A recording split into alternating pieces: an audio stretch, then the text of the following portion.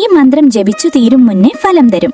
സുബ്രഹ്മണ്യ സ്വാമിയെ ആരാധിക്കുന്നതിനും ധനസമ്പാദനത്തിനും ജീവിത ഐശ്വര്യത്തിനുമായി ജപിക്കേണ്ടുന്ന ഒരു മന്ത്രമാണിത്. വൃത്തിയും ശുദ്ധിയും ഭക്തിയും ഉണ്ടെങ്കിൽ മാത്രം ഈ മന്ത്രം ജപിക്കുക. അതിലൂടെ സാമ്പത്തിക ദുരിതങ്ങൾ മാറി ഐശ്വര്യപൂർണമായ ഒരു ജീവിതത്തിലേക്ക് കാലെടുത്തു വയ്ക്കാൻ സാധിക്കും. ആഗ്രഹിച്ച കാര്യങ്ങൾ സാധിച്ചെടുക്കാനും തൊഴിലിലും ബിസിനസ്സിലും ഉയർച്ചയും ലഭിക്കുവാൻ ഈ മന്ത്രം അത്യുത്തമമാണ്. നിങ്ങൾ ഒരു മുരുകഭക്തനാണെങ്കിൽ മുരുകനെ സ്മരിക്കാൻ നിങ്ങൾ ഉപയോഗിക്കുന്ന ഒരു വാക്ക് കമന്റിൽ കുറിക്കുക. എല്ലാ ദിവസവും ജപിക്കാവുന്ന മന്ത്രമാണിത്. എന്നാൽ ചൊവ്വാഴ്ച, ഷഷ്ഠി എന്നീ ദിവസങ്ങളിൽ ജപിക്കുന്നത് കൂടുതൽ ഉത്തമമാണ്. ഇവിടെ ജപിക്കേണ്ട സമയത്തിന് പ്രാധാന്യമുണ്ട്. രാവിലെ 4 മണിക്കും 6 മണിക്കും ഇടയിലുള്ള സമയമാണ് അത്യുത്തമം. ഇത് സാധിക്കാത്തവർ ഉദയത്തിനോ അസ്തമയത്തിനോ ജപിക്കുക. 108 തവണയാണ് ഈ മന്ത്രം ജപിക്കേണ്ടുന്നത്.